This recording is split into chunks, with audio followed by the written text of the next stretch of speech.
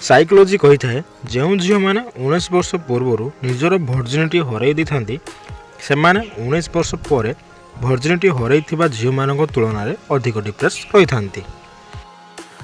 नमस्कार दर्शक बंधु, ओडिया रंगीन दुनिया चैनल रे आपण मानकु अनेक अनेक स्वागत। आज आपण मानक पई नहीं आसी एमिति एक वीडियो जहाँ आपण माने जानि नथिबे, यदि देखिथिबे आमको कमेंट माध्यम रे निश्चित भाबे जणाइबे। तबे चलंतु फ्रेंड्स विलंबन करी आजिर वीडियोटी को आरंभ करिबा।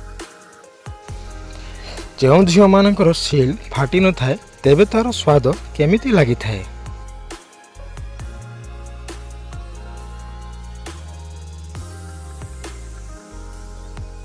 यार उत्तर होची खटा लगी थाए और अलग प्रकार दुर्गंध आसी थाए। झील माने संभोग करने समय केतेबेले चरम सुखरे पहुंची थांती।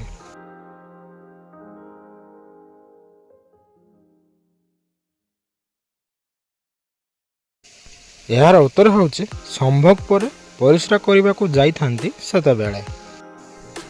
साइकोलोजी अनुसार विवाहर किछि दिन पर महिला माने चिड़चिड़ा हो जाई थांती काहेकि।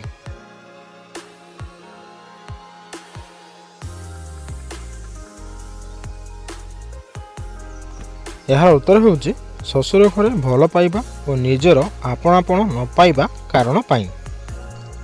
साइकोलोजी अनुसार केउं भली महिला माने अधिक उदास और चिंतार रही थांती।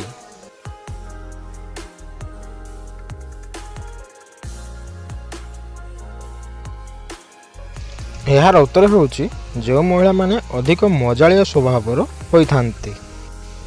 साइकोलोजी कही थाए स्त्री एही भली पुरुष को केबे भी छाड़ी न थाए जे पुरुष तांको एही तीनोटी जिनिस देई थाए। ता होची प्रथमतः से ता प्रेमी को पूरा समय दउथुव, दुई रे तांको सहित कथबार्ता करुथुव, तीन ले तांको सम्मान देउथुव और चार रे तांको भावना और शारीरिक आवश्यकता को भल भाव बुझी पारुथुव।